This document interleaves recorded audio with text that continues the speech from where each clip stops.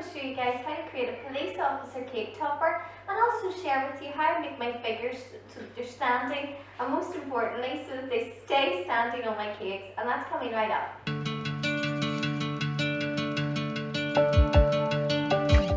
Hi guys, thanks for coming back to another video of mine. It's good to see you, and if you're new here, I make weekly videos on how to create cakes and toppers, so consider subscribing. And let's get into this tutorial. Hi guys, good to have you back. Hi guys, welcome back to another video. Come over. Yeah. Okay. You want to say hi guys?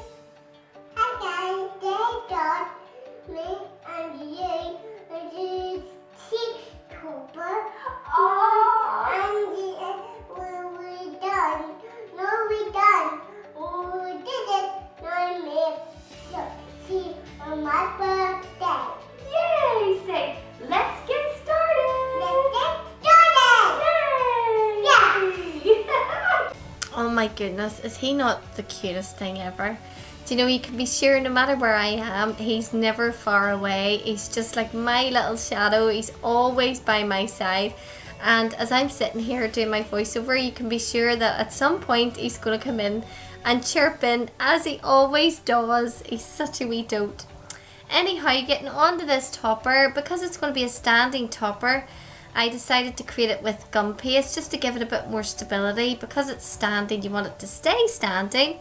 So I added a teaspoonful of gum tragacanth powder. I think that's how you say it. There's lots of different types of powders, but you add them into your fondant and it makes them dry faster and gives them a stronger consistency as well. So if you're going to do a figure that is going to be standing or that you need it to be stronger, that's definitely the way to go.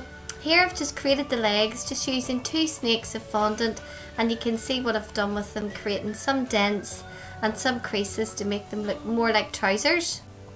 And now I'm just inserting 2 barbecue skewers.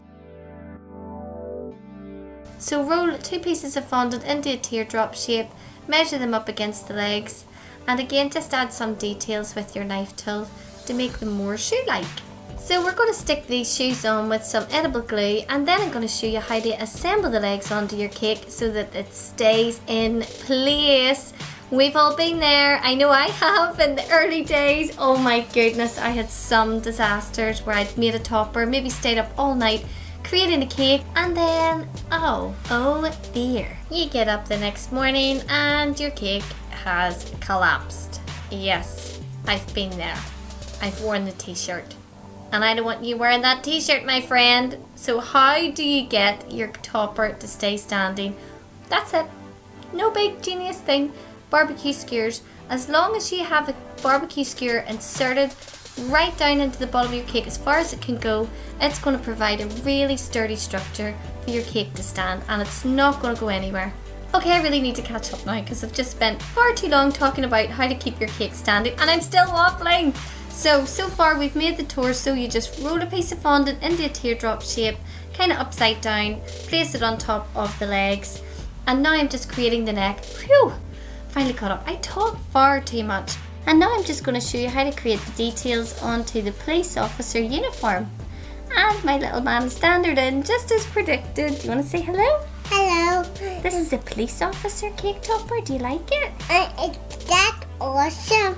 You think it's awesome? Thanks. That's cool. Aw, thanks, baby. Okay, focus. So we've made the collar. It was just a strip of fondant, cut at an angle at each side. And now I'm creating the tie. Same thing, a strip of black fondant, a little bit more narrow at the top, and then a teardrop of fondant for the knot. And I'm just creating a little dent with my knife in the top knot part of the tie.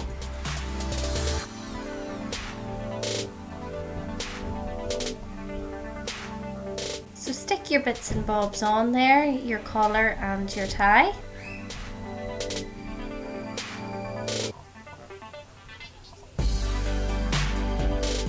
And now we're going to get on to the main part of the police uniform. A rectangle of fondant rolled out quite thin, and if you've got a circle cutter or anything round, cut out a circle in the middle, that's just for the collar and the neck part to go through. And now I'm just cutting out some details for the police uniform. So this is going to be the police badge.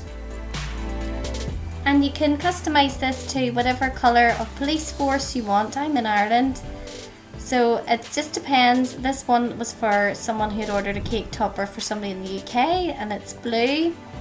So whatever colour scheme you want to go for, really. I'm just making a little miniature phone here.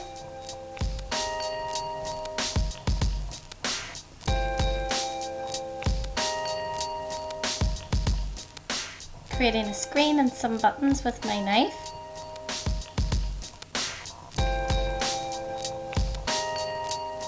And I'm just creating some pockets and other details just to stick on to the jacket. And again, if you've got a uniform to copy, you can just take inspiration from that.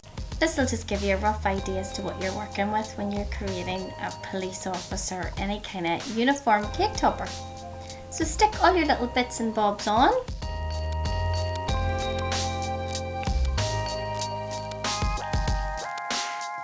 So to create sleeves, roll out a small sausage of fondant and cut it in half and use your ball tool just to create a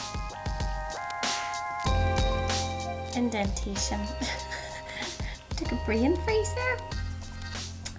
And take some flesh coloured fondant, roll it into a snake and cut it in half as well. And then we're going to shape it into an arm and a hand. So using your small finger, your pinky finger, whatever you want to call it, create an indentation where the elbow is going to go. And then just roll about with it, roll it and play about with it until you get it into a good shape. I'm creating a wrist here. And then press down flat where you're going to create a hand as well. And it just takes you to just keep messing about with it until it looks like a realistic shape for a hand or an arm. Create some fingers and some fingernails.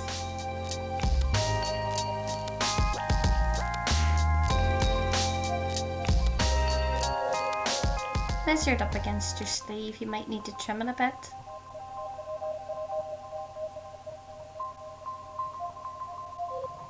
Creating some creases here.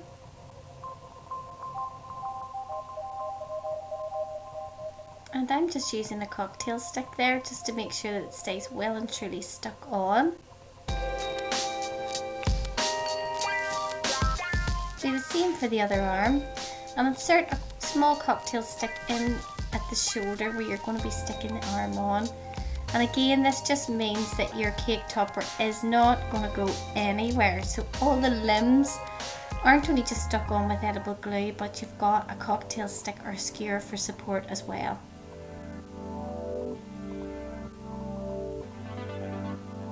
I'm not even sure what these are called, but they're just the little shoulder pad type things that all police officers seem to have.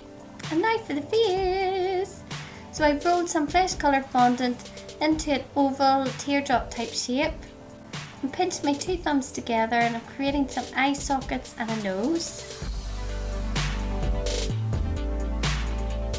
And then using your cake tools or whatever you have handy, just carve out your eye sockets. Place some white fondant inside, smooth that out. Then I didn't know the eye colour of this guy who I was creating. Couldn't quite make it out in the photograph, so a good way to get around that is just to create a black ball of fondant and put it inside the eye. And at first it looks really strange, but when the whole topper's finished, it can look actually really good. It's also handy if you're in a hurry. So I'm creating some eyelids here, 2 small pieces of flesh coloured fondant, and I'm painting on some detail just underneath the eyelid with some black edible paint.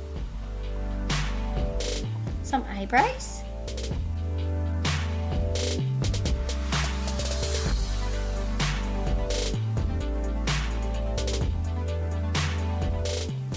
See, it's starting to come to life now. Now we need to give this little guy some lips here. So I always create the bottom lip first. I don't know why I do that. So 2 small thin pieces of fondant. Make sure you roll them narrow at the outer edges. Stick those on and shape them so they kind of look like they're smiling, or whatever facial expression you're looking for really. Just shading those with a little bit of skin tone luster dust just to make them stand out. And I'm creating some more shadows and shading in and around the face as well.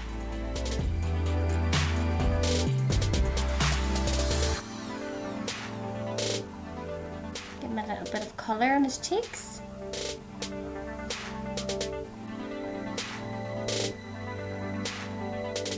And now for the hair. So I'm rolling out a flat piece of brown fondant. I'm creating some texture with my knife just to give it a more realistic hair type effect.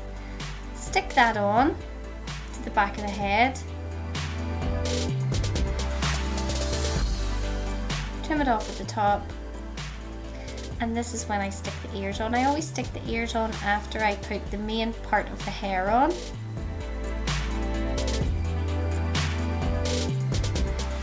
And because this hair is quite short, I didn't want to be adding in individual strands like I normally do, so I'm just placing on 3 larger pieces of fondant on the 3 main parts of his hair at the front, and then I'm using my knife to shape those and to create texture to make it look like hair.